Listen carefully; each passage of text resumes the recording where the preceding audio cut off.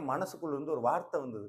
சனி பெயர்ச்சிக்கு நமக்கு என்ன சம்பந்தம் அப்படின்னு. ஏன்னா, எல்லா பயிற்சியும் முருகனுடைய அடியார்களுக்கு நல்லதைத்தான் பண்ணும். அது எந்த பயிற்சியாக இருந்தாலும் சரி, அது ஒரு பதிகம் ஒண்ணு அழகாக சொல்லுங்க. என்னன்னா, "உன்னை ஒழிய ஒருவரையும் நம்புகிலேன். பின்னை யான் ஒருவரையும் பின்செலேன். பன்னிருகை கோலப்பா, வானோர்கள் கொடியவினை தீர்த்தருளும் வேலப்பா, செந்தில் வாழ்வே." அப்பா உன்னைய தவிர நான் வேற யாரையும் நம்புறதில்ல. யார் முன்னாடியும் போறதில்ல.